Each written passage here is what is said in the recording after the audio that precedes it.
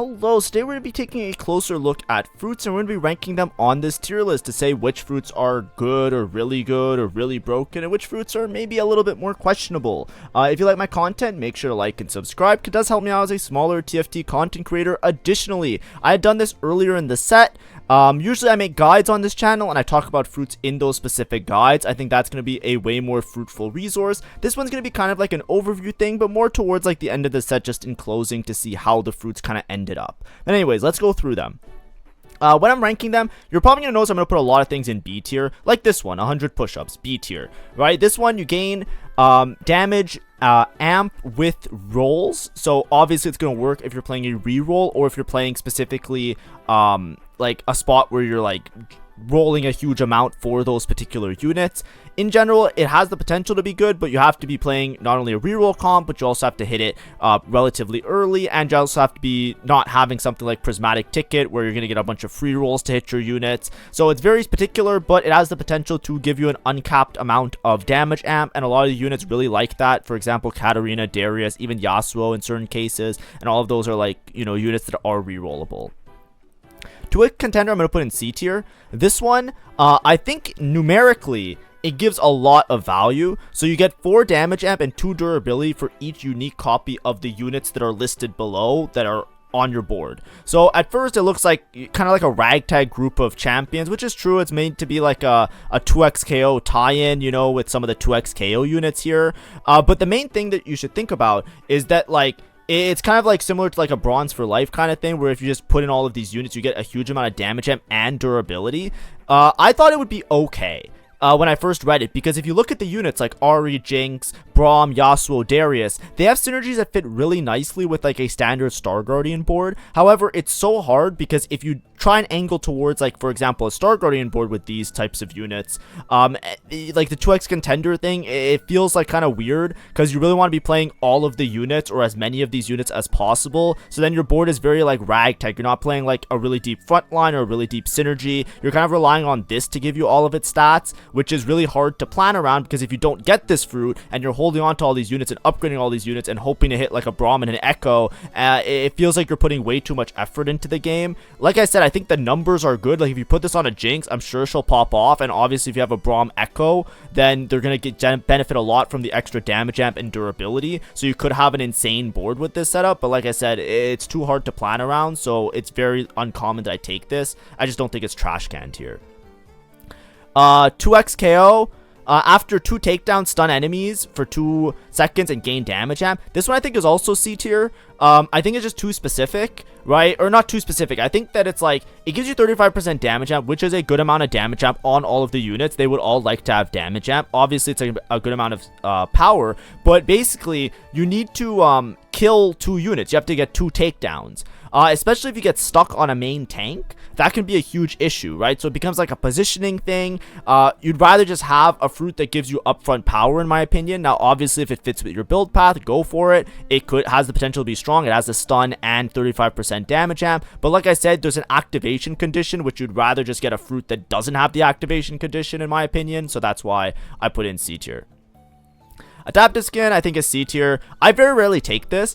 Basically, you ramp up gaining armor and magic resistance up to 80 total resist. It seems pretty good, but the ramping up effect kind of feels a little bit awkward. Actually, we can put it in B tier. I got buffed recently. I think it's like acceptable now. But basically, like a lot of times you want to put this on like a solo frontline style of unit, and it just gives you an insane amount of resistances. It's just really awkward. I think it's really good like early stages, like stage 2, stage 3. But when it's like your main tank, a lot of times, like if you're making a solo frontline unit, you're probably building them with like a Gargoyle or Armor MR anyway, so then you just want one of the HP ones. But if you're building them without the HP, if you're building them without the Armor MR, then this kind of it just feels hard to play around, right? Because then you're looking specifically just for this one. The thing is just the ramping up is the problem, right? I can see it being good on like Rammus, for example, because he scales well with Armor and MR. So, you know, we'll put in B tier, but I think that some of the other ones are a little bit more common. But like I said, it's situational. It usually depends on your items with some of these frontline ones. All Out, I think, is C tier. All Out is strong. It's champion specific, makes Cassante into like a melee carry. I think it's really strong, right? Like in terms of giving him damage. But the problem is that Cassante is really contested normally because he's a very popular unit. He's just one of the better frontline units to play around. And then additionally, this isn't a guaranteed thing. So when you're playing around Cassante, and if you're building like melee AD items for the Cassante, if you don't hit all out, which you're not guaranteed to see all out, you just have no game plan and your game is over instantly. That's why you really don't want to play around all out. In my opinion, it's very hard to play around. So sometimes you just like happenstance into it and you like hit the Cassante and maybe you're playing around Volibear and then you put the items on the Cassante instead. I can see it working out. Bronze for Life, there's like an insane Cassante board there as well. It's just hard to play around, in my opinion. So I very rarely take this, but it's not like bad. So it'll actually do a lot of work. It's just that like it's hard to get this to pop off because there's too many conditions in order to get it. It's like you have to high roll too hard to like get everything in line. It's how it feels. Annihilation, this one, you never really fruit Rise anymore. Rise is not really a carry anymore. And then Jin is kind of like, you don't really want this on Jin. So I'm going to put it in C tier. It's not that it's a bad fruit, it's just that you don't really want any of these on any of the units, to be honest.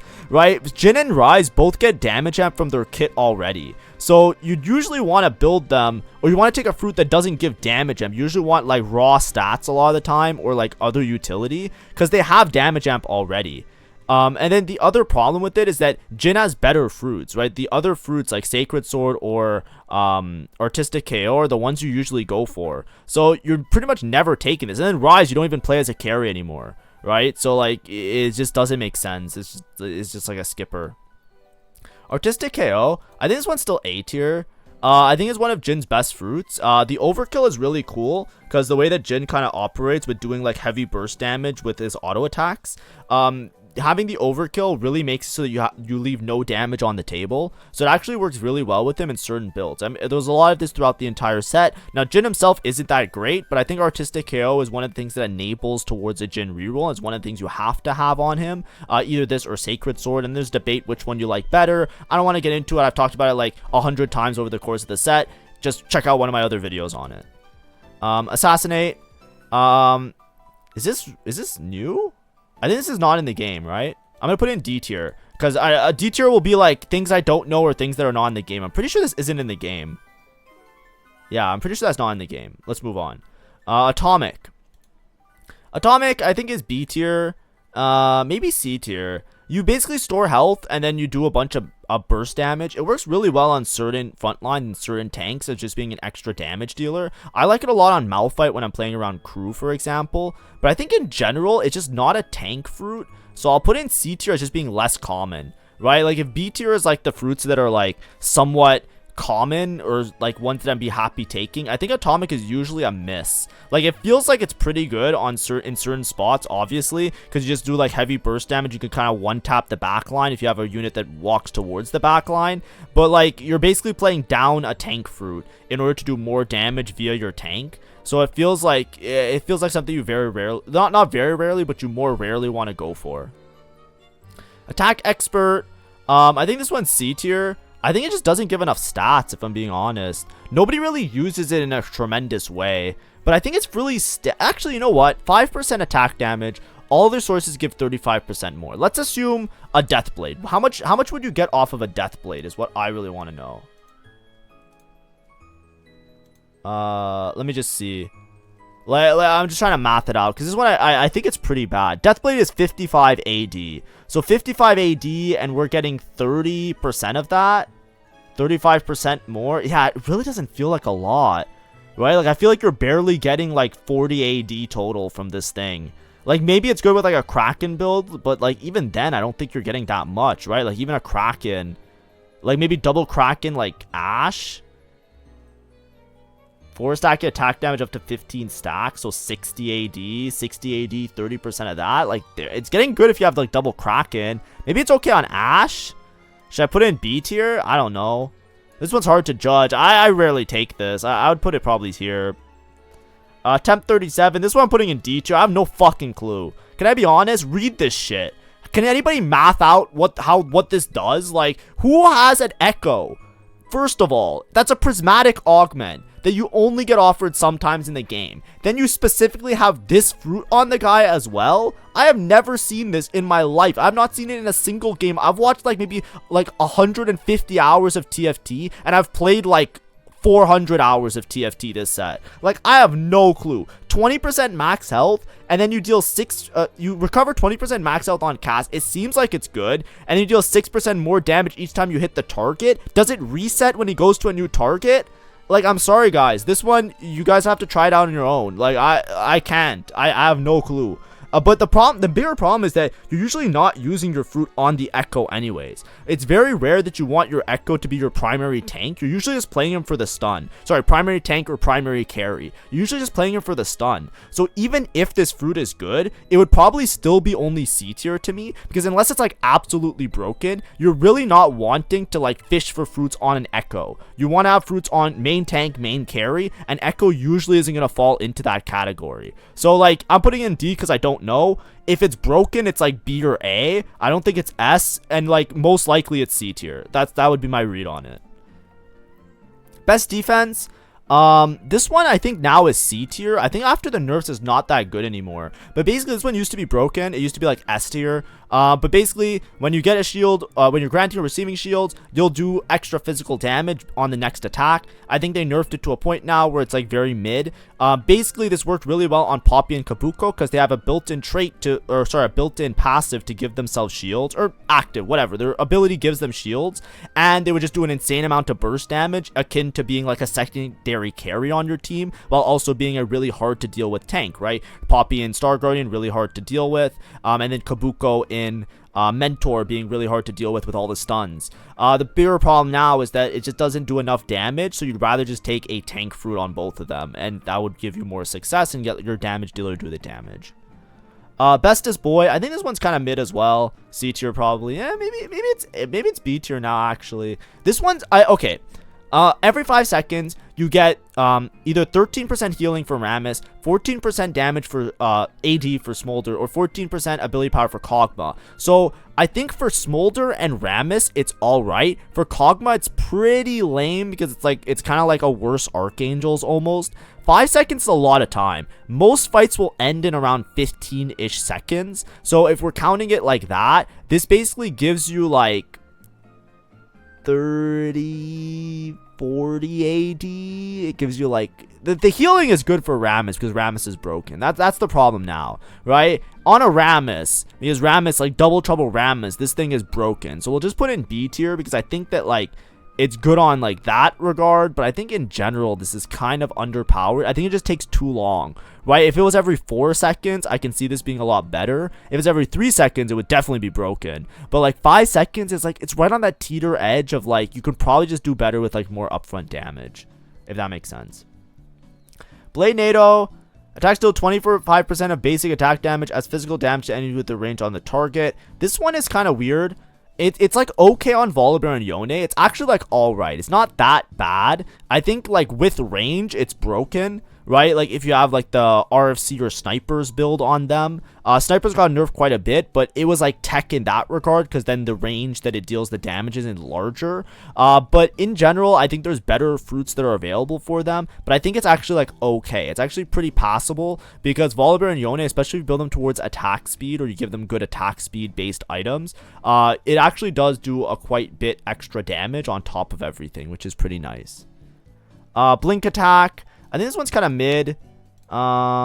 You pretty much only put this on Katarina, right? Is it even good on Katarina? I'm gonna put this in C tier, actually. I actually think it's not that good. Basically, next attack does 200% more as magic damage. It's pretty good. And it's good on Katarina if she's like able to cast and spin around a lot, but you'd rather have scaling fruits on Katarina. So it's very rare that you settle for Blink attack. I think there's just way better options. Blood Brothers. Damage dealt by Yone and Lazo bleeds for 20% of the damage dealt over 2 seconds. I have no fucking clue with this one. I don't think it's that good on... I don't think it's good if you have both of them in, because you're basically getting extra bleed on 20% of your damage, which is nice. So it's basically like a 20% damage buff on both the units. So you're basically getting like... But it's like the times where you have both of them work. I'm going to put in C tier. I think that my perspective of fruits, by the way, Like I said, I could put a lot of them in B tier in average case, but I think with fruits, they've been so optimized that towards the end of the set, you really want to have specific fruits on specific units because they're just so much more powerful than some of the other options. So when I'm looking at a lot of these, I'm thinking to myself like, you know, for example, if I was playing this and I had Yasuo, I would not want this as my primary Yasuo thing. If I was playing an edgelord board and I'm fruiting Yone, I probably wouldn't be fruiting Yone because if I'm playing vertical edgelords, my carry would probably be Volibear. I think Volibear is a better carry than Yone in a lot of those spots. But if I were fruiting Yone, I wouldn't want to just have something that's contingent on having a Yasuo and a Yone unless I had items for both of them. So it's just like, it feels like there's way more moving parts to make this one better than something that just gives Yone a bunch of stats. Do you see what I'm trying to say? Well, I'm not saying it's like necessarily shit. I'm not saying it's necessarily bad, right? But in C tier, I'm saying it's less common. I wouldn't take it that often because like the chances of me having an itemized Yone that is doing a lot of damage and an itemized Yasuo that is doing a lot of damage and the both of them, it's like those boards don't exist by now. You know what I mean? That's the thing. Bludgeoner I think is solid. Bludgeoner is A tier. This one is such a free click. I think in a world where so many of the fruits are very conditional, this one is one of those unanimous ones where it doesn't matter who you put it on, you're pretty happy with it. Attacks and abilities or ignore 45% of armor. That basically gives you like, it's not like quite, like, it's kind of like a Sunder Shred effect, but it even stacks with that. Like if you have Sunder Shred, then you'll ignore more. It's basically like a raw damage buff. Now, it's not like a pure 45% damage buff because you're ignoring armor. So ignoring armor, you know, there's a formula for how armor reduces the amount of damage that you take. So it's not like a raw, it's closer to like, you know, like 30-ish, maybe like 20 to 30-ish percent damage amp type of beat, like something like around that number if you math it out. I mathed it out a long time ago, but I might be wrong. Don't quote me on the exact decimals and shit, you know what I mean? But the main thing is that this is just like an easy click. No matter what you're playing, it's just solid. And obviously if your opponents have like an insane amount of armor, let's say they're playing bastions, it's even better because just reducing that, not reducing it, but just bypassing that, it's a solid option to click just because of how much that it's reducing the enemy armor. It's basically like having a better version of a Last Whisper on your unit.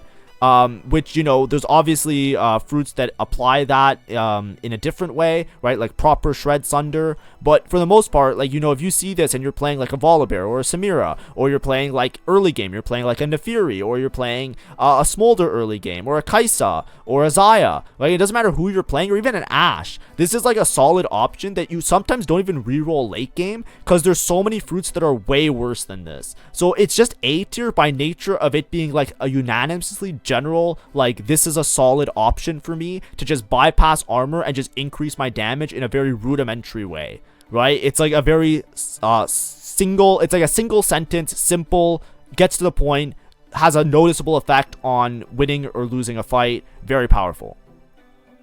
Body change, this one's very solid. I really like body change. I put body change in A tier.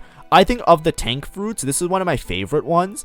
Basically, you take the form of a nearest ally, you grant them and yourself a 30% health shield. This obviously works way better if you have a unit that has an insane amount of HP, because it works off of the HP of yourself, right? 30%.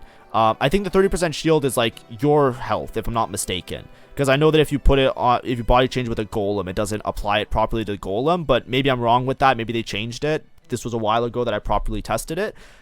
But either way, it's just really solid because you're getting 30% bonus health. That's the way you can look at it, right? If you're getting a 30% health shield on your own unit, if the health shield is not expiring, it's effectively 30% extra health, right? Because they have to chew through that 30% health shield. Now you're getting it and you're applying it to another frontline unit. So it just gives a lot of effective HP on your board, which is very, like I said, there's so many of these fruits that are situational, and oh, I have to have this item or this item in order for this to work, or I have to have this unit and this unit in order for this to work. This is just like, yo, 30% bonus health, and I get extra on another unit as well. GG. Like it's very simple, and it just gives a lot of value for what it is. Especially if you have like it like on top of it, like especially if you have a unit that has like an insane amount of HP. Right, then you just have like a giga fruit, right? So I put in A tier for sure. Bonus bloom, I think this one sucks. I've tried it so many times. I think it just sucks. I'm not gonna lie. This one, you get an extra plant with Zyra. It might just be that you never fruit Zyra in general, but the extra plant, like, it's supposed to do, like, you know, you have 2 plants, you know, they're doing more damage or something like that, but it's like, it doesn't scale right, because, like, when she casts, she summons all the bonus plants anyways, which does, like, so much more damage, so it feels like such a waste. Like, you'd rather just have something that helps the Zyra cast more, because the cast is what's most important. And then Zyra kind of turned into a bot where you don't even try to itemize her anymore, you just use her for a bonus effect, because when she casts, she buffs your whole team. So, like, wasting a fruit on her is even worse, because, like, you just want to have your fruit on, like, the actual units that do damage. This bonus plant is such a bait. Like, I've taken it so many times, and every time I take it, I VOD review it, and I try and math it out, and I'm like, yo, it was just not worth it. And then they keep buffing Zyra, and I kept taking it, and every time I VOD reviewed my own games, I'm like, I really don't think this is good. So, like, maybe I'm wrong. Like I said, I might be wrong, because, like, I'm using my own deductive reasoning of my own gameplay, so you're limited to, like, not only my own knowledge, but you're limited to me analyzing my own shitty gameplay in order to tell you whether it's good or not. I just don't think you should ever fruit Zyra. That's, like, the other part of this. Like, if you're fruiting Zyra, I think you already have a problem in your game, and that the fact that you're fruiting the Zyra, which, you know, sorry if that offended you. You know, Zyra's cool. I thought her outfit was nice. I ranked her pretty high on the drip tier list, but, like, she's not the main damage dealer. Bullet Hell, this is another one that's just like raw damage increase. I think it's solid. It was bugged, and it wasn't bugged, then it's bugged, then it wasn't bugged. Now it's not bugged anymore, so it's solid. I think no matter who you put it on, Ashe, Kai'Sa, Ashe, or Yuumi, most of their damage, maybe besides Ashe, who's like a little bit more of an auto attacker, but especially on Yuumi, Kai'Sa, like a lot of their damage is in their cast, and this is just like a 30% bonus increase on their damage. So it's just like a solid, very simple, large boost in their damage, especially on Yuumi, that she doesn't have a lot of other fruits that are very good. I think it's really up there. Caretaker on cast, heal the lowest champion gains a AP health shield for 6 seconds. This was good in certain spots with Kog'Maw. They removed it from Kog'Maw, if I'm not mistaken. So now it's just like useless. You're basically taking a fruit, you're putting on a damage dealer, and you're hoping that like they scale with AP shielding on everybody. It seems like it makes sense, but it's just not. It's just not it. Like, it's not enough value for what it is. It was broken on Kog'Maw because you would play Kog'Maw with protectors, and he would cast so frequently that the protectors would have a constant uptime of durability, basically. Because when you have protector activated, the shield applies a durability effect. So it was like really good there. And then you would give him an Archangel, so he would be constantly casting and constantly giving more and more shield, and it would be like an insane stall comp. Janna, Syndra, or Malzahar, none of them can do the same thing that Kog'Maw did. And back then, it was very specific on him. It's just not good enough on any of them. They do not give enough shielding for this to make up for, like, a damage fruit or another tank fruit. And that's my take on it. Classy, I think this shit fucking sucks. I don't know, man. 45% more effective. I feel like with every unit that this is on, it's just such a grief. Like, I think it just sucks. Like, I'm gonna put in C tier. It might be B tier though. Like, this one's one that's like debatable. I think the only classy unit that's like pretty good is like Darius, maybe. I think the problem is that the last trait is always like the other synergies associated with the trait, right? So like it's usually like heavyweight. I don't know what they call it. I guess it's called a class, right? There's like traits and classes or something. They made some names for it. I forget, right? The problem is it always feels like such a marginal increase in power because it feels like such a diminishing returns amount of stats, right? Like you basically have like a bunch of stuff and you gain 45% more. It feels like it would be like, you know, like, oh, 50% more of a trait that my unit has. That seems really great. But most of the time, it just feels like a waste. It kind of equates to like a very small boost in damage. So like for example, let's take like a Volibear, for example, right? Volibear's last trait is Edgelord. Edgelord, he's basically getting 60 AD. So this would, if you tier it as like 50%, he would basically get like an extra 30 AD, right? 30 AD is like nothing. 30 AD is like Asterix gives more than 30 AD, you know what I mean? So like a lot of the fruits, like that's like, I'm using Edgelord as an example, there's a lot of fruits that would just be more damage anyways, right? Like where was it? Blade NATO, you do AoE of 25% of your, this is basic attack damage, so it's hard to equate them because basic attack damage is different than like your bonus AD. But like what I'm trying to say is that like a lot of cases, it's like not that much in terms of the extra stats that it's giving you. And it seems like it would be, but it just doesn't work out. The only one that it really works out with is heavyweight, in my opinion. Heavyweight is broken with it. Not broken, but like really strong with it. Because heavyweight has double scaling. So if you increase the amount of HP that they're getting, they become way more tanky, but it also converts it into AD. Because so you get actually like double dip on the stats, because you just get a lot more HP, so then you turn that into a lot more AD as well. So there it's like really valuable, because like you're getting double of that. But other than that, I feel like I usually avoid this. Colossal, this used to be broken. I think it's like solid in certain times. Like you need to have a very specific spot for it, but basically you just get a lot of HP, damage amp, durability, but you have to play one less unit. It made like, there was like the Udyr board that was like before, but then it got gutted because Ash got reworked and stuff. I still think this is pretty good at certain points in the game, like with certain reroll lines. Especially if you're playing like Bastions. You can use this on Jinzhao or like Shen or Swain. And it actually works out to be pretty good, because sometimes you have the extra spot for it. So I'm willing to put in B tier, because I actually think it's strong. It's just a matter of like, you have to have the specific spot for it. Corner carry, I think this is a meme. 30% attack speed, and then you dash to the safest position. I honestly think it's a meme. I put in C tier. I don't think it's that good. It's like, it's pretty good if it's like okay, but I feel like it griefs more than it doesn't. Like something about it, it's supposed to be a safe position, but every single time I've seen somebody click this thing, their carry is dead within the first half of the fight. Like, I don't know if it's confirmation bias. Like I said, you have to trust my own testing. I've seen, like, every time I've seen somebody take this, it has griefed their game. I do not think it functions the way I don't think it functions in the way that it describes it as a safe position with infinite range. I usually see the unit dash into the enemy corner, the front line dies, and they instantly die. Like, they instantly get targeted and they die. Like, I don't know. I don't know. And maybe there's some secret positioning for it that makes it work better, but I've seen everybody do every type of positioning with this shit, and it always griefs. So, you know, it is what it is. Corrosive, I think, is solid. Shred and Sunder, and you take less damage. Gives Shred and Sundering as a frontline fruit, so we like that. Corrupted, start dormant, gain 4.5 damage. This is not in the game. Yeah, this is not in the game. No, disregard. Crimson Veil, I think, is solid on some units. It allows you to build for more damage. It's specifically good on like Akali. Don't put on Samira, because she already has Omnivam. I wouldn't put on Yasuo or Yone. I guess it's specific to Akali, but it's really strong on her. You can also get this on the Nico Hero, but I think Nico Hero got gutted, so it's not good anymore. But the main reason you take this is so you don't have to build Omnivam. And instead what you do is you build triple damage. It's what enables Akali as a comp, except I don't think it's broken enough to put up here. Like, you know, because I don't even think Akali is that crazy strong anymore, because, like, I guess she's a lot better this patch. But this is similar. This is like artistic KO. You can treat it like that. So maybe we put it up here.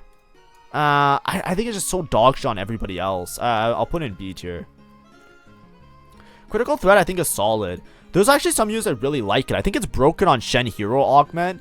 But basically, you critically strike, and every 3 seconds you gain 5% critical strike chance. If you're looking at a unit that you have a reliable frontline, you're just trying to stall out, Critical Threat works really nicely because it can complete your build. So if you're trying to go for a crit build and you don't have like an IE or a Jewel Gauntlet, this is a great way to get crit on the unit, and then like to scale that crit will basically make it so that they're guaranteed crits, and will also scale their crit damage if you're already going a crit build. So this is like, you know, item dependent. If you have good items for it, then it's solid. Cyclone Rush, gain attack speed. At the start of combat, disable. No, this isn't in the game. Dark Amulet, I think, is B tier. This one, you heal for magic damage, and then on cast, you gain stacking AP. It's pretty good, like, as a secondary option on Katarina, Akali, Gwen, but I think it's a little bit awkward because you do take 8% max health as true damage when you cast. Now, it's offset by the healing as well as the stacking ability power, so it works out to be pretty good on, like, a Katarina, for example, that's constantly casting and healing when she casts. But in general, it's a little bit more risky. It is a solid option, though, if you miss on, like, the primary fruits for those units, or the ones you really want. Demolitionist, ability to stun for 1 second. I think this one's okay. I don't know. This one's hard because there's a reset. right? It's not like all abilities stun for 1 second. There's like an inherent cooldown with it that I don't know about. So I feel like putting it in C tier.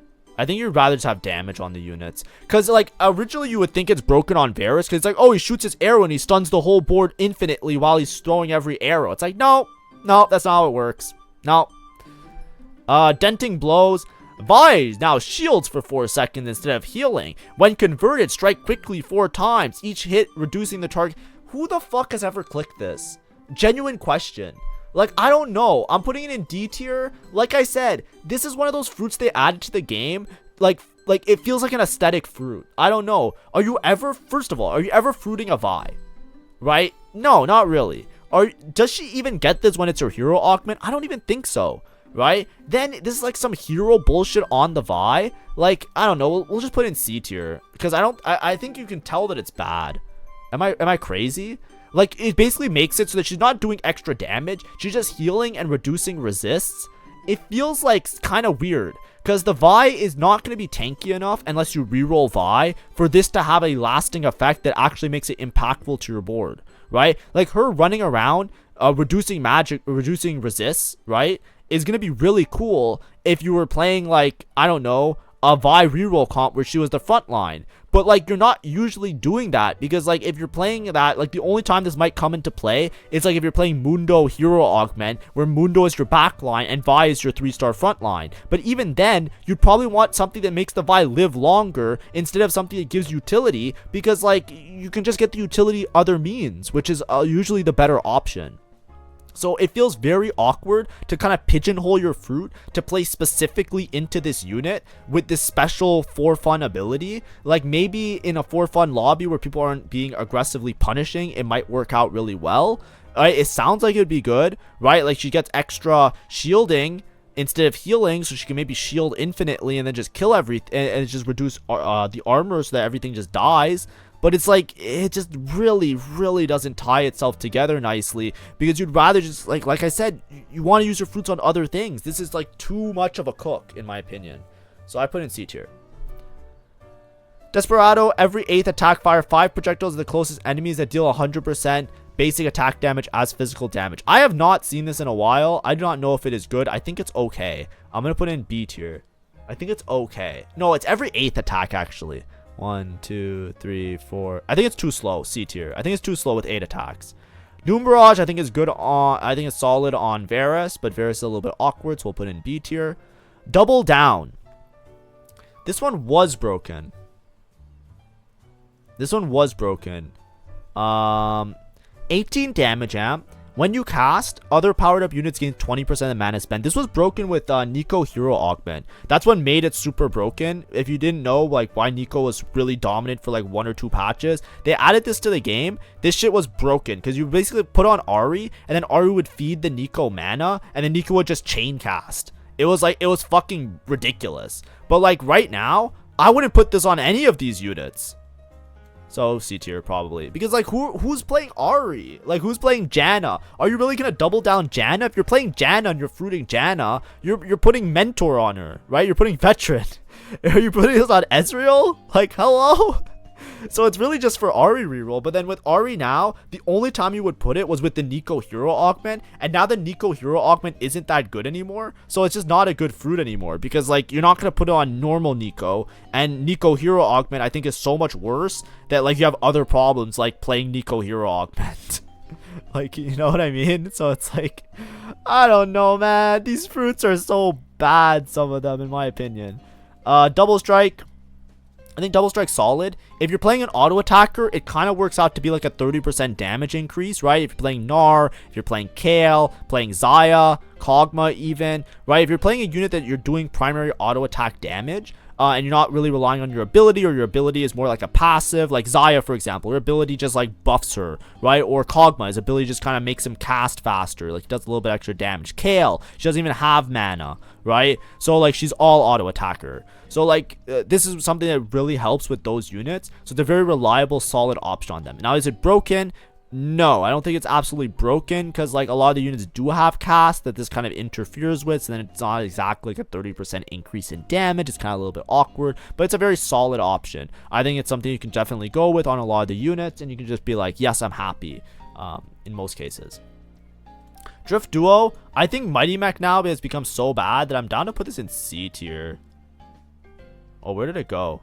Actually, I was thinking maybe moving up. Basically, if you have Senna 3, Lucian 3, it gives you +1 Mighty Mech, and it also gives them both 3 mana regen. So it's actually pretty solid. If you put it, you basically get this on 1 unit, and you can buff 2 solid units. I'll put in B tier. I guess if you have like a really good Lucian spot, it can make sense. Because 7 Mighty Mech, like, yes, they got rid of Mech Pilot. It's still a solid, reliable comp. I think Lucian is a solid unit as well. It's just so hard to get to the point where this is actually a viable option. But like at the same time, I put 100 push-ups here. So if we're treating 100 push-ups as like a trait specific, or not trait specific, a specific fruit in a specific spot, I think Drift Duo could also fit that bill. I don't think it's as bad to put in C tier. I think you can actually play a pretty reliable top 4. You just have to get to 7 Mighty Mech and get to Lucian 3, Senna 3, which it's so hard to rank. I'll put in B tier for now. Our C tier is getting filled like fucking, I don't know. Efficient, I'll put in A tier. I think pretty much on everybody, Efficient is solid. Just faster cast, right? It's hard to reroll this fruit. You usually love it. You love it on Smolder. Senna's good. Caitlyn, it's also fine, right? Like a lot of these comps that you would play, this is like a solid option to just make it pretty reliable to get their casts off. And it's in a good spot, right? It was broken when it was at 20. Now it's at 15. But it's just like getting your cast off earlier. For a lot of these units that are doing most of their damage in their cast, it's something you usually don't roll on. It's something you usually see, you click, you sit, you're happy with it. That's usually A tier, right? A tier is not like situational. A tier is like, these are reliable, solid. I will click these and I'll be happy with them. They might not be the highest cap. They might not be broken. Maybe they are, but they are not fruits that you can easily roll. And I would be hard pressed to roll Efficient on any unit that I see Efficient on, unless I see something absolutely better. Essence Share. I think this one's... Do I ever click this? On cast, 2 nearest allies gain 35% of the mana. Did they get rid of this? I think they got rid of it. I'm going to put it in D tier. I think they got rid of it. Like, it says here min stage 9, max stage 9. So that means they should have gotten rid of it. So I'm pretty sure it's not in the game. Fairy Tale, this is just a Kog'Maw fruit. It's a Kog'Maw artifact fruit. We're going to put it in B tier, right? It's a Kog'Maw artifact specific fruit. If you have like Dawn Core or Flicker Blades, but usually Dawn Core. Basically, the way this works is when you cast, you get these extra fairies that do solid flat magic damage, right? And that flat damage increases, kind of like a Lich Bane, right? Very similar to a Lich Bane, which is Kog'Maw's basic fruit. This is Lich Bane the fruit now. This solid damage only works if you are casting an insane amount. Kog'Maw casts infinite. That's the main thing about him. So if you give him a build where he's casting infinite, it's not even good on regular Kog'Maw in my opinion. Regular Kog'Maw, you have like attack speed ones that are probably better. But if you are building specifically a caster build on him, you go like Dawn Core, Shojin, something else. So you don't even go Archangels because the flat damage doesn't scale with AP. It's just like a solid number. And you just make him chain cast, and the fairies just like, he makes like a full circle and they just melt everybody. That's like the way that it kind of works. So it only really works with artifacts in my opinion. And Kog'Maw himself, he got nerfed and like things happened that he's not like that relevant of a reroll comp anymore. But like that's where this really shines. Now it's so specific, you could argue that it's C or D tier, but it is like in that win condition territory in certain spots. So you know, I'm being generous by not putting in like A or S tier. Sorry, it's not S tier, but I'm not putting in A tier because I think that, you know, it might specifically be in that spot. Fan service, this thing sucks now. It's C tier. It used to be broken, doesn't work anymore. You never play Xayah Rakan anymore, even if you hit it. It's just not enough stats to warrant you playing Xayah with protectors. You'd rather just play Xayah with bastions. It just works as a better front line and has better synergies, better tie-ins for her kit. Final Ascent, I think this one's a meme. C tier. It's already hard enough to make it to level 9 with the setup for Kale. Make it to level 10, it is a game-winning instant win, right? Not an instant win, but it's pretty game-winning. But I made it to level 10 with Final Ascent, and I lost. Like, I went like 3rd, right? Compared to some of the other boards. So I don't even think it's that good. But basically, you gain extra stacking ability power on level 7, which is pretty nice. And then level 10, you get these extra 2 waves. The main thing about this is that you're basically playing down a fruit up until level 7 and level 10. When you're playing Kale, one of the most important aspects about Kale is hitting your Kale and then making it to level 9. Right? So if you are playing down a fruit all the way up until level 7, despite specific spots like worth the wait Kale, that's the only time I would ever click this, is specifically worth the wait Kale. If I do not have worth the wait Kale, there is no shot this is good. It's so rare, because the problem is being down a fruit up until level 7 means that you're probably going to lose a lot more rounds than you would have if you just took a damaging fruit on the Kale. That's the problem. If you can just take something that allows your Kale to win rounds, Kale is already a hard comp to play that you need to kind of high roll. You need to hit the Kale early enough that you can go level 9. You need to have enough HP to make it to level 9 as well, but you're also re-rolling a unit. So all the people that are going fast 9, you can't fast 9. You're gonna have to slow 9 because you have to roll for the Kale. So if you miss on the Kale, then you can't level 9 really fast. Then you can't even level 6 or level 7. This thing is just down a fruit. You need to be relatively strong. If you're not strong, you have to have something that's scaling the Kale at bare minimum. Because like this essentially does nothing if you don't make it to level 10. And we don't even talk about making it to level 9 yet. You know what I mean? It's so difficult to make this work that a lot of times you're just going to grief your game. Because like by the time you make it to level 9, or by the time you make it to level 10, you're actually going to be like down so much HP that even if you make it there, you probably would have been better off just taking another fruit and just winning by some other win condition.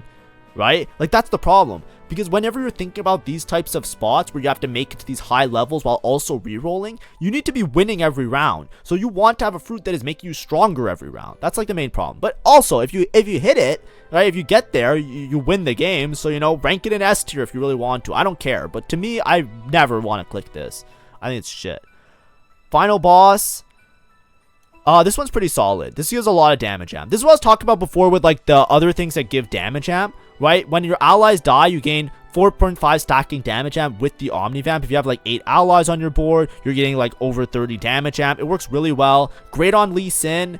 Great on Darius in some spots. Great on a lot of the other frontline units that just have good survivability. So I think it's just, this is like one of those solid ones that you definitely like go for on your carries. And it also gives a little bit of Omnivamp. Final form, like I said, you're playing down, same thing as Final Ascent, you're playing down a fruit up until 5-2. So you're basically saying, stage 2, no fruit. Stage 3, no fruit. Stage 4, no fruit. Stage 5, no fruit for the first round, but by 5-2, I'll upgrade a unit to a 4-star. By that time, you're fucking dead. Like, like, what are we doing here? Like, genuine question, what are we doing here? Like, come on, man. Like, come on. Like, whoever clicks this? Like, who clicks this, man? I've seen people actually do... I've seen somebody take this on Kale, by the way, and then they won the game. I was so tilted. Because, like, you know, that's the problem with these, right? A lot of these fruits that do nothing for most of the game, it literally comes down to how dumb your lobby is, right? That's literally the question, right? If your lobby is dumb enough to not punish you and nobody fucking griefs your ass, or like, how do I phrase it? If your lobby is so dumb that they are not punishing you for not having a fruit on your board, right? Because they themselves don't have fruits on their board, or don't have item slams, or don't have anything, like, then of course, yeah, if you just win streak and then you get final form, that's fine. But like, if you're playing with competent players, their boards are going to be good enough that like, it doesn't matter how strong your board is, you're going to be losing rounds before 5-2, and you're just going to be you're going to feel the effects of being down a fruit for that long in the game. But that's the problem, like I said, right? Somebody can watch this and they can be like, I click final form every game and I do amazing, so this guy's stupid. And it's like, no, it's that your lobby's dumb. Like, I don't know what to tell you. I'm not going to cater my videos to be like, this is good if you're X Elo, like you have to be this tall to ride. It's like, you should just, you know, if you're trying to improve at the game, which is what my channel does, these fruits suck. Like, I'm sorry. Finalist, this one I think sucks. Very specific. We're putting in C tier. It might even be D tier. Basically, you get 15% damage amp and 8% damage reduction. That's increased for each eliminated player. This is like one of those win condition type of things. But I feel like even as a win condition, it's not that good. Like, it's really good on like melee carries, like Lee Sin probably, because you get the durability as well that you make value with. But like, you know, a lot of the other units that aren't maybe melee, you might not want the... I think it's just not worth it. Like, you're playing, you can get a better fruit The only time you ever click this is if you look at somebody and you know that they're dead in a turn or two. Because you basically need, like, in my opinion, you need 3 people to die for this to be better than another fruit, right? Like, think final boss, right? Final boss, I'd rather have final boss on Lee Sin than finalist, right? Because final boss, usually if you're playing Lee Sin with, like, let's say Lee Sin in this example, you're playing vertical Juggernaut. The Juggernauts all die before Lee Sin. Let's say 5 of them die pretty easily. So you're playing down a fruit for the first part of the fight, but that's fine because Juggernauts, like, the whole point is that you want the lower ones to die because they have self-sustaining, so it's not that big of a compromise. It's 4.5 times 5. What is that? That's like 25, like a little bit less than 25, like 22, 22.5. I think it's 22.5. Am I right? I don't know. I don't really care about math anymore. I did enough in university. Finalist is 15, so to get to 20, yeah, in my head it's like 3 units. If two to 3 people have to die before I want to click this. So if I click this at the start of stage 4, I'm scouting, and if 2 people look like they're gonna die in a turn, then I consider it. But like most of the time I'm re-rolling it, so I put in C tier. I think that's a solid C tier. Frost Touch is not in the game, so that can go over there. Fury Break. Oh, this one's so, like what the fuck? Like, read this. It's a fucking paragraph, man. Gain 30% attack speed. When your other powered up unit dies, gain a burst of 300% attack speed that decays over 4 seconds. If you die first, give them the burst instead. This shit reads like Relinquished. Like, where are my Yu-Gi-Oh heads at? Like, this shit literally reads like Relinquished. Like what is this? Like, the text is smaller in game when you click on this. It's so fucking there is specific tech with this one, I'm gonna put in B tier. It's really good on Ash in certain lines, because you basically, what you can do with Fury Break is you sack the unit with the Fury Break. So you put Fury Break on, I said it's good on Ash, but what I mean is it's good on like Gnar, it's good on Kale, it's good on like a Zaya in some spots. It's good on, like, you put on a unit, then you frontline them, they die on purpose, and then you basically Giga Juice your Ash or your Jinx or your Twisted Fate to just do like an insane burst damage. Now it works primarily on like pure damage versions of Ash and Jinx, but mostly on Ash, because Jinx usually her damage is mostly in her cast. Ash being primarily an auto attacker, usually you build it with like a bunch of Krakens, so this will just make her like delete a bunch of units basically. So it's really powerful in those regards. So usually you use it like in a twofold manner like that. So I think it actually is solid. It's also good in Gangplank reroll, where you sack a unit, and if you have Gangplank with an RFC, you go Gather Force, RFC, Gangplank, Fury Break, then he gets 300% attack speed, he casts a bunch of times, Gather Force, he becomes a giga fucking damage dealer, he kills everything. Right? Like there's like weird tech like that, but like I said, it's very specific, but it actually has some level of strength, so I don't want to put in C tier, because I know that there's actual applications where this is like your go-to fruit, right? None of these fruits in C tier are like go-to fruits. The ones in B tier are sometimes go-to fruits. Like, what I mean is, like, those are the ones you're aiming for. But anyways, Fusion Dance is no longer in the game. Gather Force is definitely up there. I'm gonna put in A tier for now. It might even be S tier, actually. Let's put in S tier. We'll move it down later. Deal. This one, on the units, you want a unit that has a lot of mana and gets a cast off pretty fast. That's usually where it's really good. On cast, you gain stacking attack damage equal to 40% of mana spent. Let's take the example of Jinx, right? Jinx has a passive where she gets an insane amount of attack speed, right? So she actually gets cast off pretty efficiently. She also has 80 total mana, right? So if you treat it as like 80 mana, and then you take 40% of that, right? What's 40% of 80? It's like 32. She gets 32 AD per cast. After 2 casts, she basically has a Deathblade, right? 2 casts, she's up an entire Deathblade, right? She gets 30 AD per cast. Put that into perspective. We were doing math on some of these other fucking fruits. Like, remember Attack Expert, where you get like 30% more AD, and we were trying to math it out and it doesn't work out to be that much? She literally gets 30 AD per cast with this. There is so little that is better. That's why it's so broken on units, right? Lee Sin it's also really good on. Smolder it could also be good on in certain cases. But usually it's like a Jinx specific one. We're gonna put in A tier because obviously like there's other options. They nerfed it a little bit. And the thing is, it's mostly just a Jinx specific one. You could put on Lee Sin. It's also good on Gangplank and certain weird reroll line type of builds. But that's why it's so powerful. Because, like, think about your Jinx, right? She gets 1 cast off, she's already up 30 AD. She gets 2 cast off. Like, if you play this with a stall comp with, like, a vertical front line, that's why it's also good on Lee Sin. It gives a lot of value for what it is. So there's very few things that give that much base stat. And base stats are usually things you want, right? Because a lot of times you're building crit items because you can't really rely on the fruit to finish your crit build or stuff like that. So it's usually, like, you're building, like, you know, those other items. And then just getting the flat AD is, like, really powerful. So A for sure. Golden Edge, I think this one's C tier. It used to be really good on Gnar, but it's like Gnar with Guinsoo specifically, and then you use it to generate gold, but I think it's just too slow. It got nerfed too many times, and I think the lines that want to play it now, they just don't have enough value in order to generate gold with it. So I just don't like it. I'd rather just take something that makes me stronger on stage 2 most of the time. And let's have a very specific spot, like Golden Edge, and I have, like, you know, I'm full econ. Like, I have Guinsoo, Gambler's Blade, Golden Edge. Like, then I'm, like, really going for it. But, I don't know. I don't like it that much. All I love this thing's ass. Have you ever tried it? Somebody try it out in your game and see how much AD your Kabuko has. It's a meme. Like, what is this? Hat Trick. This one's pretty solid.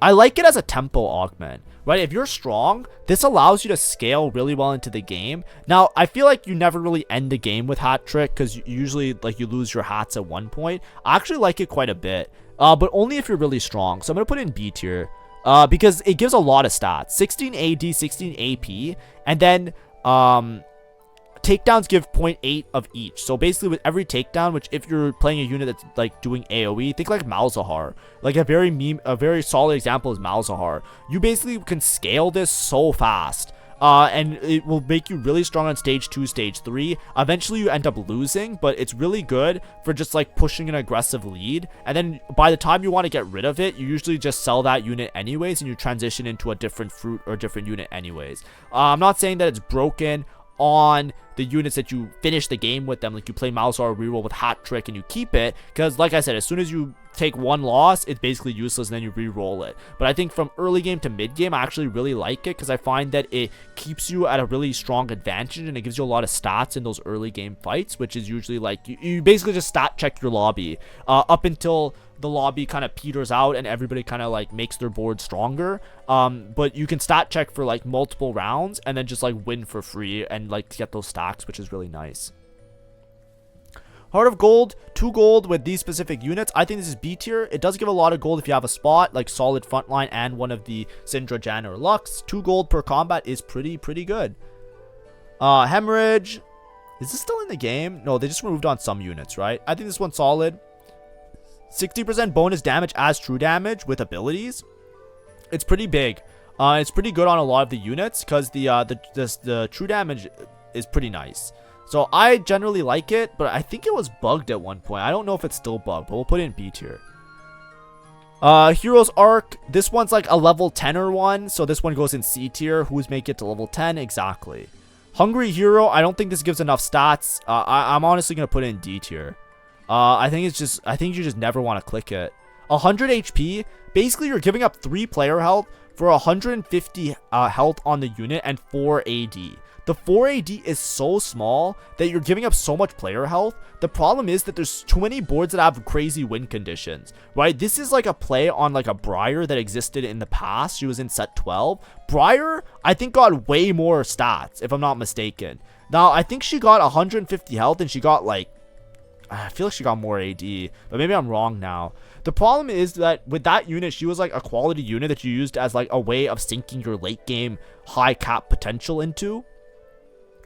The problem with this set is that there's too many win conditions. What if somebody just hits a random fucking artifact at one point? Like Twisted Fate cashes out an artifact and you just lose the game. You can go 8th with this so easily because you want to feed up until like a very low amount of health, right? If you feed them all the way down to like 1 HP and then somebody just hits some kind of win condition, you just lose the game. You can easily go 8. I just feel like you never want to use this. It doesn't, to me, it doesn't give enough stats for what it is. The amount of AD that you get, like the HP is a lot, so it could work well on some units like Darius, but like the thing with the HP is that units that want this aren't tanks, so they don't generate mana, so the extra HP only works for survivability. It doesn't work to make them like a solid drain tank, because there's no more drain tanking in the game.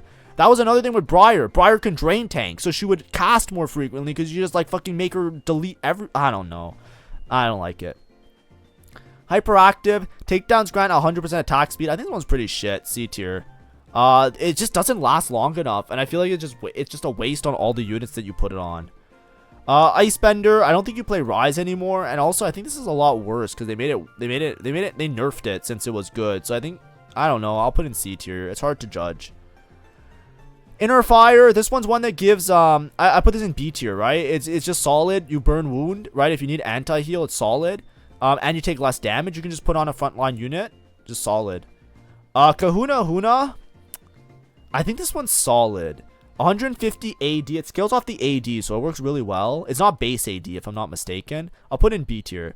It used to be broken on Gnar. It used to be pretty good on Ashe. It used to be bugged as well, but I think it's pretty solid now if you have a certain build that applies, like, or gives a lot of AD. Keen Eye, I think isn't this the same as, like, Bludgeoner? Yeah, it's Bludgeoner, but, the magic resist version. Same thing, same argument as Bludgeoner, A tier. Killer Instinct, this one used to be good on like certain Ari reroll lines. I'm gonna put in B tier because you target lowest health enemy in range, so you can do some nasty stuff and just scam the backline with like Ari Lucian. But that's only specifically if you're playing those units as like reroll options. So like, I don't know, maybe it's C tier. I think the units that it's offered on, it's very rare that you could take them. Living Wall, this one, I don't think this one's that great.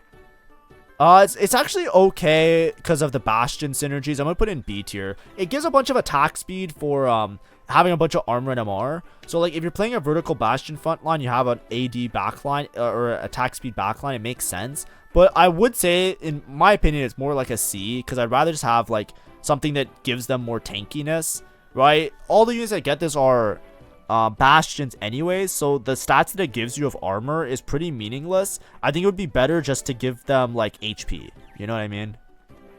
Mage, I think, is A tier. Cast an ability twice.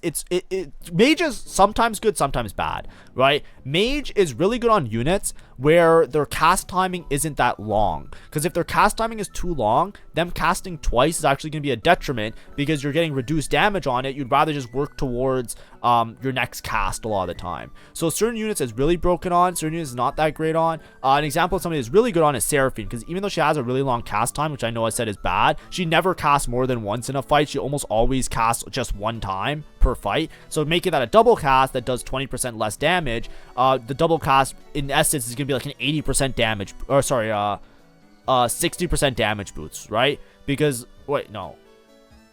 Hold on.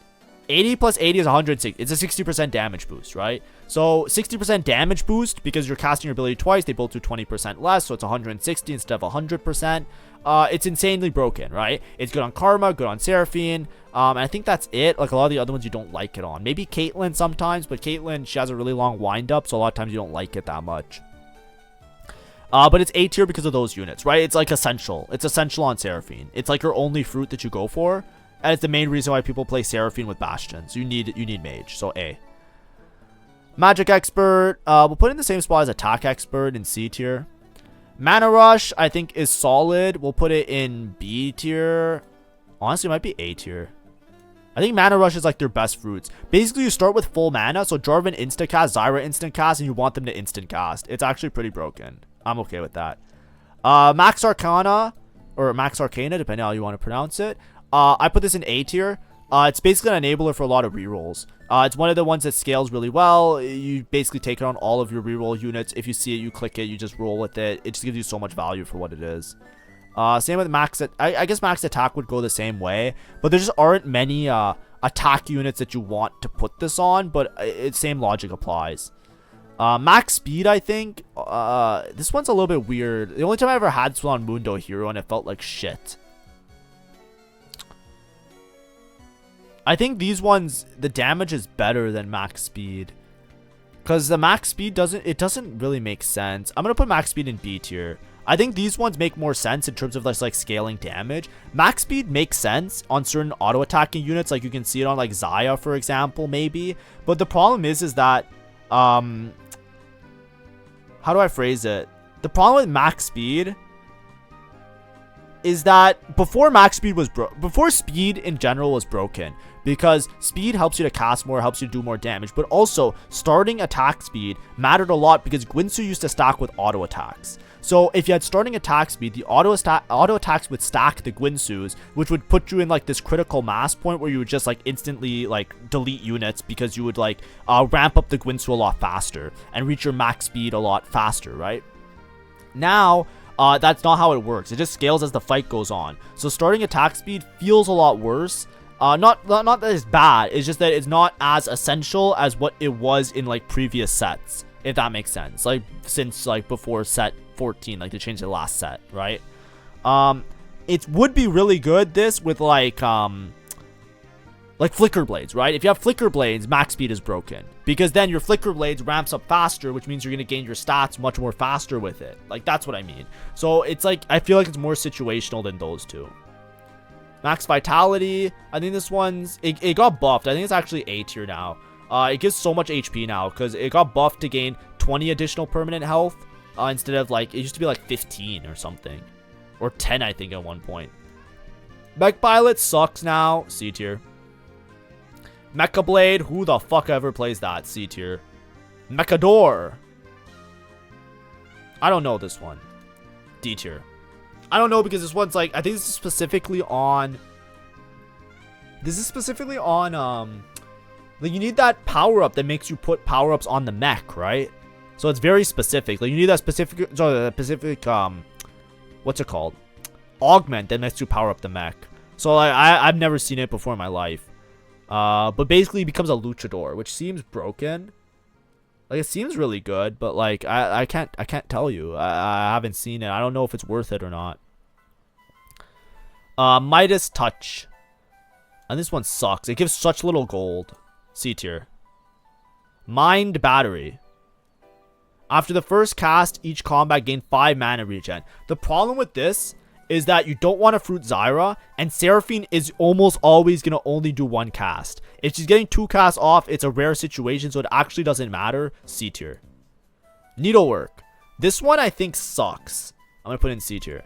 It's hard to explain, but basically you fire 2 bonus needles with the first and second cast that deal 45% damage. It seems like it's really broken because it's like, oh, she does extra needles. Most are damaged in the last cast, which doesn't scale, and the needles do such little damage that if you look at it, it really doesn't make a difference on her. Gwen's another one of those units where she really doesn't have any good fruits. So this one, it used to be like, felt like it was good, but I think it got nerfed, and then at that point, it's just like not even clickable, in my opinion. Not done yet. This one's broken. A tier. This one's one of those scaling ones where you put on a unit, they gain a bunch of stats. Omnivamp, attack, they gain health, Omnivamp, damage amp, right? They have to die 6 times. It got buffed, so it's only 6. It's really easy to proc, and it's just insane on all of the units that you would put on. Noxious Trap, this one's S tier.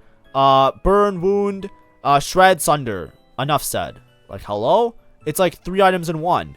But jokes aside, the main reason Noxious Trap is so broken is because it allows you to optimize your items. If you're not optimizing your items, Noxious Trap is basically useless for you, right? But at a very like high level of optimization or gameplay, something like Noxious Trap allows you to basically disregard 3 whole items. So disregarding making 3 whole items, Shred, Sunder, and Burn Wound, right, or Anti-Heal is what you would call it, allows you to make better tank items, better damage items for both your melee carries, your AP carries, your AD carries. So that's why a lot of the optimized boards, they're always Twisted Fate with Noxious Trap. Because the alternative is you have to build Shred, Sunder, Anti-Heal, right? If you're going up against Bastions, you need Shred, Sunder. If you're going up against like melee carries, you need Anti-Heal and everything in between. So a lot of times when you're optimizing your damage, you want to have those things in order to chew through and properly deal with those boards. This allows you as a catch-all to just like play around this, and then you don't have to worry about optimizing your items. You don't have to worry about making those extra items, which are normally not very good items, right? Anti-heal items or Shred Sunder items, they're not the strongest of damage items. They're not the strongest of tank items. They are usually a little bit weaker by nature of them being utility that buffs your whole board. So by using a fruit to get that out of the equation, you can now use those components in order to make better damage items and better tank items. Your tanks will be tankier. Your damage deals will be damagey or whatever you would want to call it, right?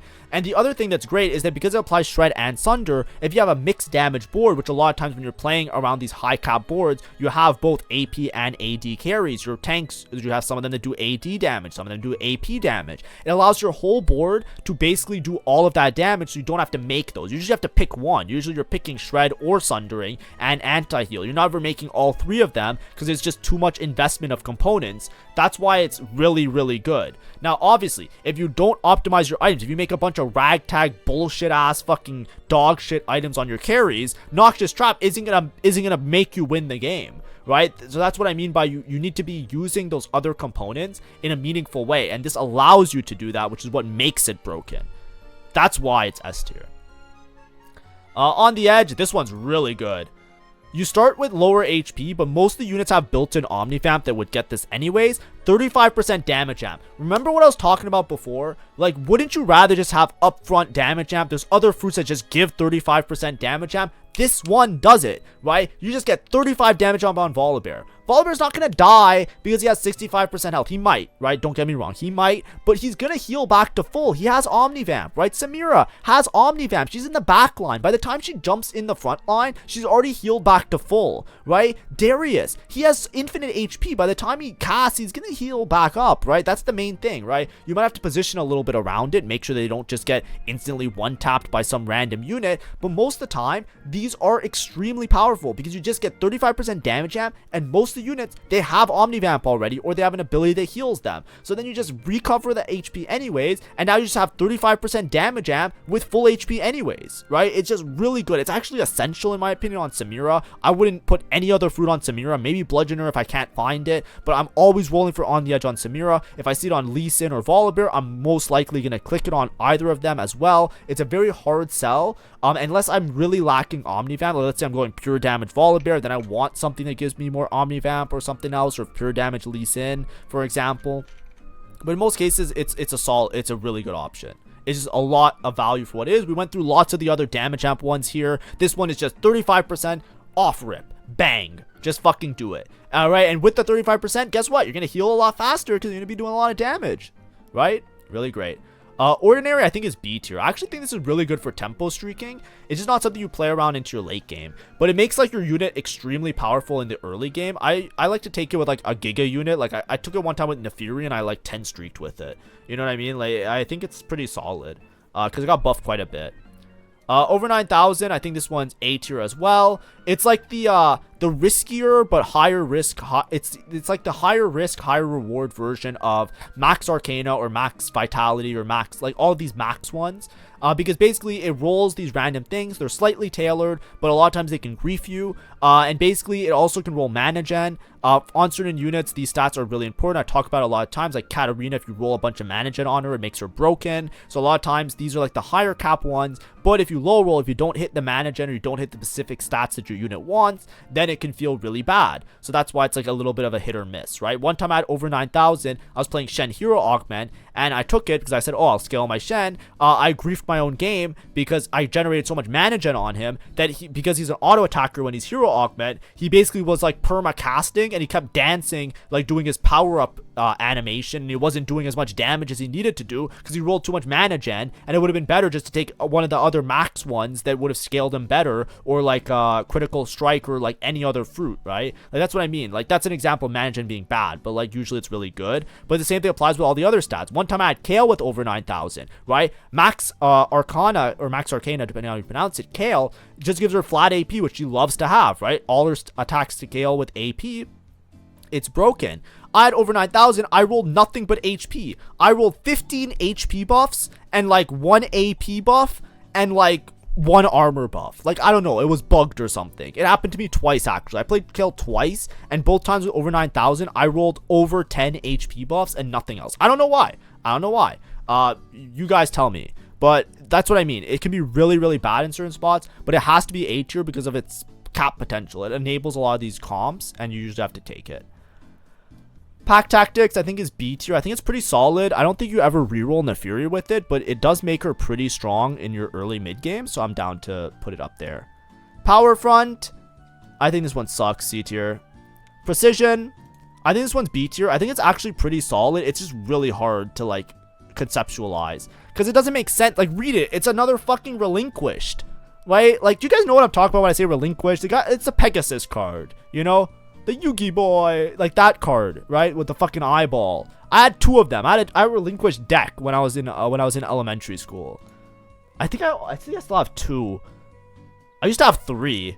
I spent all my money trying to find Relinquished. But anyways, that's because I really like Pegasus. Anyways, I digress, right? Read this shit. Set attack speed to 0.7. Convert 1% attack speed to 0.8 attack damage. Attacks deal 130% more damage, but grant 5 more mana. Like, math it out. Tell me how much more damage my unit is doing.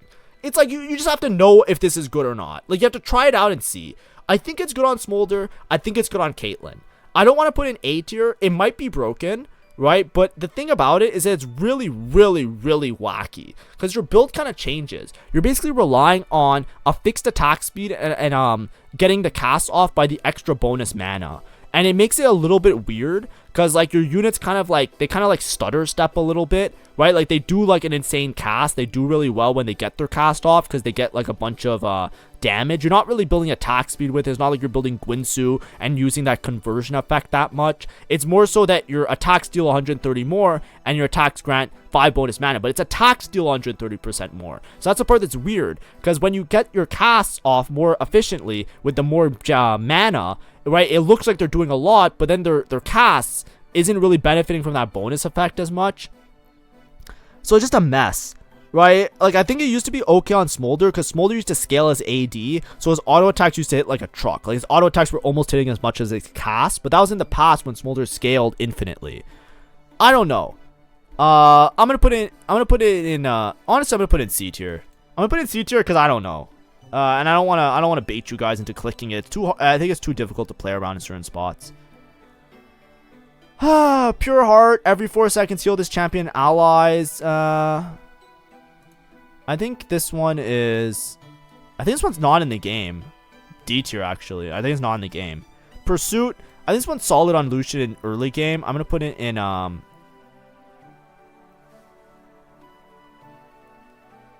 yeah, I think this is really good early game, so I'm going to put it in B tier. I don't think you can reroll Lucian with it specifically, but it does make him really strong, and you can really clutch up and win a lot of fights with it.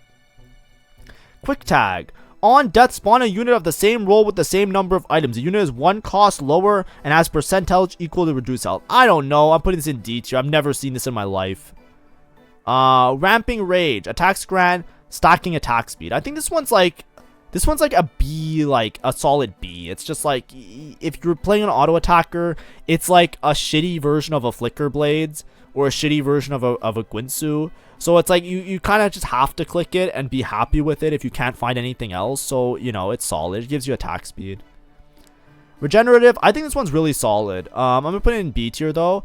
If you have healing items, like if you already have a healing item, it works really well. But this one's actually like, I think it's underrated. It might even be A tier, because you actually heal a lot with it. It works really well on a lot of those really tanky front lines like Leona, Poppy. So I think it's actually better than B tier, but I'm gonna put it in B tier for now.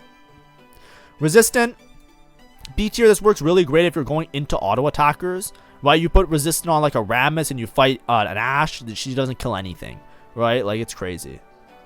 Rising Chaos, I think this one's really good for tempo mid game, but I don't think you can reroll with it, so I'm gonna put it in B tier. I think it's solid to just like play around Syndra and be really strong and streak with, but I think it falls off at one point. Like, she's not what she used to be.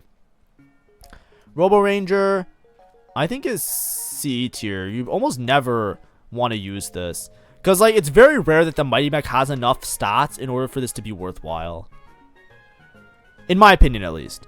Rocket Grab, I think this one's B tier. I've been seeing some comps play it a little bit more. I don't know if it's broken, but it's pretty good on Darius, pretty good on some of the other protector units, where basically like you pull the unit towards you and you gain a shield every time a unit dies. I like it a lot on Darius, because with Darius, he's usually the one that is killing the unit. So if he kills the unit, he basically procs the effect, so it's very like direct, as opposed to some of the other tanks where their target might not be the unit that's getting focus fired, right? A lot of times, like if you have a Nico, for example, she's like in the middle of the board, and then your carry is attacking the side of the board, so the unit doesn't die, so you're not proccing the effect as much. But I put in B tier. Round 2, B tier as well. Solid front line, just summon a training dummy, same items. Soul Fighter, this is no longer in the game. Selfish, I think this is no longer, is this in the game anymore? I haven't seen this in forever.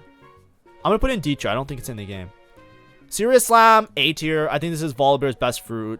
Maybe I'm wrong about that, but every time I put Serious Slam on Volibear, I win. Every time I don't have Serious Slam on Volibear, I lose, and I wish I had it. Like, it's just so much extra damage. This scales off base. This is wrong, though. It scales off his base AD. So it doesn't scale with, like, a lot more AD, right? I'm pretty sure. It's really good. The stun and the damage that he does with it, it makes up for it. It's very strong. Shadow Clone, I think, is A tier. Just get a second copy of a unit with their items. It's pretty solid. It's a great option. It's a great fallback as well. It's great with artifacts. So you get a duplicate version with the artifacts. A lot of broken synergies, a lot of broken interactions, but it's just something you can't really skip, because you basically just get like an extra whole ass unit that not only can help your board, but also does damage in its own right. So it's just really good. Shine Brighter, I think this is C tier. I don't think it's good at all. I'm gonna be honest. Lux Reroll, it kind of comes in and out of being like okay or not. I just don't think it's worthwhile to invest into this. Maybe that's a me thing. Singularity, I think this is good in certain spots. B tier, it's like a worse max vitality, but it can be a lot stronger because you also deal damage. So we'll see. Sky Piercer, I think Sky Piercer fell off. I'm gonna put in B tier because Sky Piercer is just like the poor man's Noxious Trap, right? So, you know, that's kind of how it works. But it is really solid. Actually, I'm gonna put on in A tier because it does deal extra. You do 5% extra damage, and it is 30% Shred Sunder. So if you see it on a unit, you probably have to stick with it. That's the main thing, right? It's one of those ones where you have to just like be okay with sticking with it. Snacks Time is broken, A tier. It's actually really good. If you play this with Braum, or if you're playing like Braum and you have items for him, if you give him like a bunch of like solid items, he does a lot of damage. This is really good. But this scales off his base attack, so the items don't matter too much. It is really good. It's one of the things you can go for if you hit a Braum 2 when you're playing those fast 9 boards and you don't have the other carries to fruit. Socialite, no longer in the game. Solar Breath, is Solar Breath in... I think Solar Breath is... Did I put Sky Piercer up here? I'll put Solar Breath up here. If you need... yeah, I think this is like the Sky Piercer equivalent. It's just like 10% damage and poor man's anti-heal. I'll put in A tier. I think you can't skip it. It's similar to Sky Piercer. These are just solid options, in my opinion. Soul Chipper. B tier, you need to do, it reduces magic damage for every time you hit the unit. So it's really solid on like Twisted Fate Karma, but Twisted Fate you usually want Noxious on anyways. Karma, it's like solid on, like it works well with like Blinding Jewels synergies sometimes, like it has that type of effect to it, but it just like sometimes feels like a little bit awkward and a little bit slow, especially if you're not like getting those casts on the right units. So that's why I put it in B tier. Space Ace, C tier. Who the hell? It doesn't do anything. Like, actually. Like, it seems like it would be broken, but you just have better fruit options on your Twisted Fate, and the other units it just doesn't make sense on. Spiky Shell. This is really good early game. I don't think it's a good fruit for tanks in general, but it's really good early game. You can just win rounds off of the damage that it does on its own. So I really like it. I like it a lot more on early game boards, like Stage 2, Stage 3. So I put it in B tier. Spirit Sword, we're just putting it next to Artistic KO, right? It's like these are like the Jin enablers, so I think they just have to be in A tier. Stalking Dart, I think this one sucks. I'm gonna put it in C tier. I actually think it just sucks. I tried to math it out one time, and I just don't think it's that good. And the problem is I don't think it's good enough for Ari. Like, I don't think Ari is good enough to make to like dedicate yourself to this. Standalone, I think this one's like a solid A because there's just no other good tank fruits that are just like a simple like option. You pretty much always take this. It feels like it just sucks that you have to put your unit alone in the front line. Stand United. Shen's ability also shields the lowest health allies for 50% of his shield. Gains 20% stacking resist on cast. I don't think this is good. C tier. Star Sailor. I think this one sucks. The problem with the Star Guardian bonus is they changed the way they work, and now you don't want to play deep into Star Guardian. So it's very rare that Star Sailor makes sense on the units that you're playing them on. So I'm going to put in C tier. Same with Star Student. Very rare that you want either of these. Because the problem is, like, the bonuses, like, for example, Jinx. You don't want any of the Star Sailor bonuses on her. Seraphine, you'd rather have Mage. I think Mage is just strictly better than Star Sailor. Unless you're playing, like, 9 Star Guardian, like, with an emblem, I don't think Star Sailor is that worth it. And you also lose a lot of the bonuses now because, like, they don't scale as hard with the Star level. So usually you're playing Star Guardian boards that are not deep into the Star Sailor synergy. Like, they're not, like, you're playing, like, 5 Star Guardian or 6 Star Guardian at most. Then on the tank ones, you'd rather just have a tank fruit because the tank stuff is not even that good. You'd rather just give them like a bunch of HP or a bunch of survivability. And then same thing with Star Student. You get the extra potential. I actually liked this one earlier in the set, but now Yumi doesn't scale as much, so it does, like, it's not even that good anymore in my opinion. I think with 7 Star Guardian, it might make sense, like 7 Star Guardian, Yumi, Leona, or maybe like Caitlyn Chase reroll. But either way, I think you just avoid it. Starry Night, I think this is a meme. It was played for like 1 patch, and now I think it's never played again. C tier.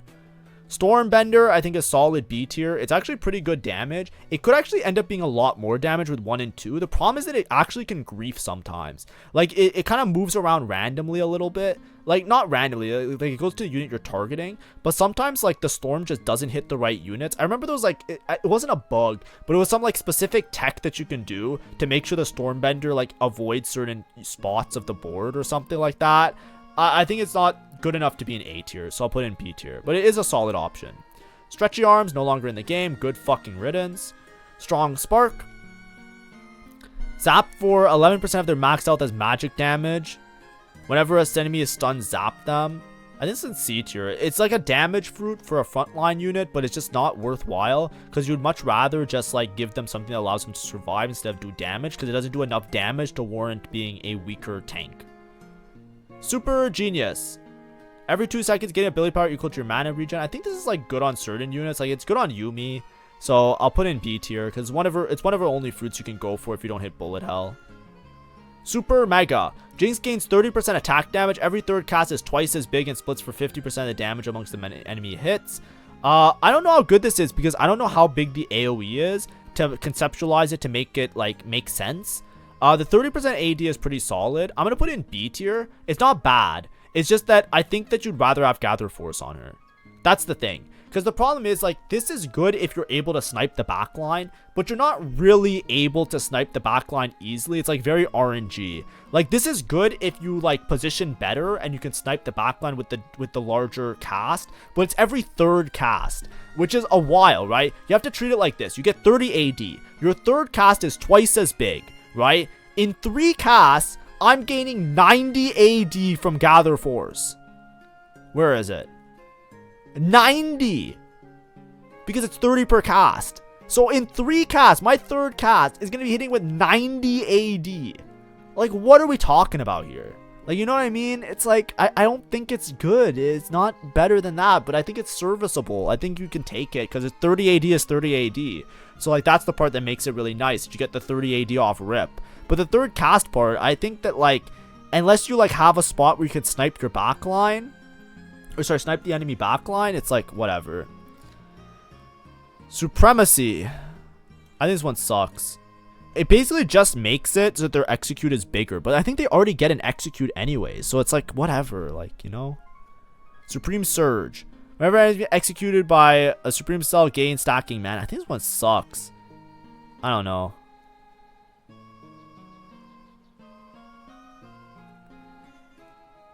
It's specifically on Kennen. I think I'll just put in D tier, whatever. Surge 66 is B tier. It just gives a bunch of attack speed on certain auto attackers. It's pretty common on Kale Kog'Maw because it's like a little bit better in certain spots than like Ramping Rage or stuff like that. But you know, it's just there. Tankzilla, I think this is one of those common ones. We'll put in A tier. Tentacle Smash, I think this is C tier. The problem is that it gives a stun at the start, and then I think it's at the stun and every 4 seconds. Or sorry, no, it's not at the start. After 4 seconds, and then every 8 seconds you stun for 1 second. The problem is that you're putting this on a tank unit, and the tank unit would rather just have a tank fruit to survive longer. So a lot of times when you're putting this on the unit, you're making them inherently less tanky, which means they're not going to get their stuns off as often anyways, because they're just going to be dead. So, you know, you're doing this for like 2 stuns in a 3x radius. It's like 3x is even enough to hit the backline, right? So it's like, you know. Thrill Seeker. I think this one's A tier. Kills heal for 50% max health and you gain the attack speed. I think it's pretty solid on a lot of units. Actually, no, I'll put in B tier. I was thinking of a different one. I was thinking of Trickster. I think Trickster got removed though, right? I think Trickster's removed. Trickster was broken. Tiny Terror. I think this is okay on certain units, like Volibear I like it on. I'll put in B tier, just a lot of attack speed. Ultra Stance. I think this is B tier. There's some spots where you actually like this. Like with some Juggernaut boards, you can actually fit in an extra 5 cost a little bit more easily. And you know, like the +1 trade doesn't matter that much, but it could just help your board out a little bit. But I don't think it's good by any means. It's borderline C tier. Unflinching. CC immunity and 25% Omnifam. You know what's crazy? Volibear gets CC immunity in his kit, but then you get this on him. It's like, who the fuck cares, man? But I think this is solid just for a bunch of Omnifam. Sometimes I take it on Lee Sin, so I'll put it in B tier. Unstoppable. I think it got a lot worse, so I don't think it's A tier. I think it's in B tier now. But basically, like, you just stun running around. It's been, like, broken for most of the set. But now it's just, like, such little stats that it gives you that, like, you really want to take this only if you have, like, a specific unit that you can get a lot of value off of it with. Veteran enables Janna. We'll put in B tier, though. I don't think the comp's that broken. Warming Up, I think, is really good. I think it's solid. It gives a lot of stats, right? This works really well on like Lee Sin, for example, right? If you're playing like a 6 Juggernaut Lee Sin, right? You get like a bunch of resistances so he lives, and then as time goes on, he gets a bunch of AD, so then he just one-taps everybody at the end of the game, at the end of the fight. It's actually pretty strong. Weights. I think Weights is broken. A tier. It's one of those scaling ones. You get so much attack speed with it. It's like an artifact level of broken ass attack speed. I think if you can get Weights on a unit, you just rock it and it's solid. Also, I don't even know how you can get this on Lee Sin, because you need a Lee Sin on stage 2. Like, what kind of high roll game are you getting a Lee Sin on stage 2? Windwall. I have never seen this. Is this in the game I'm putting in D tier? I've never seen this in my life. Yasuo gains 60% crit chance and takes 15% reduced damage from non-adjacent enemies. I've never seen that in the game. I'm just going to put it in D tier. Anyways, let's move some stuff up to S tier, because I think that there's too many things here. I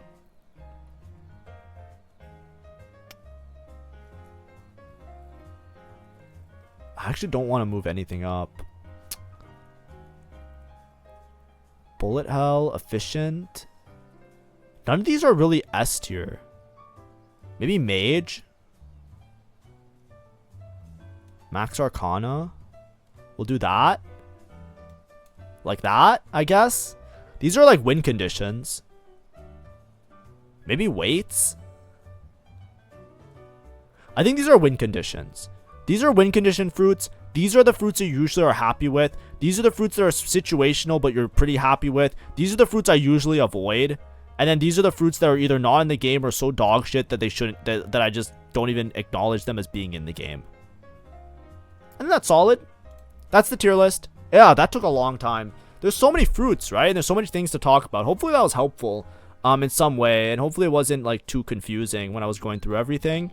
But like I said, every fruit has its purpose. I'm sure you guys have the most craziest builds with like the craziest fruits here. I'm just trying to talk about the average game. Like if I'm sitting here, like I played 200 games this set, right? This tier list 100% reflects my journey to Grandmaster, right? That's how I would look at it. If I look at this tier list and somebody asks me, is this how you played the game when you went to Grandmaster? There's no clickbait here. I'm pretty sure I ordered these in the exact order of how many times I clicked them. If I went in my statistics, I looked at how many times I clicked the fruits. You know what I mean? So like that's the way I look at it, right? So it's like, you know, if you disagree with me, that's fine. If you agree with me, that's fine. But hopefully this was at least helpful in discussing it, and maybe you have like a little bit of a better idea with some of the stuff as the set kind of goes towards its end. Thanks for watching. Have a great day. See ya. Bye bye.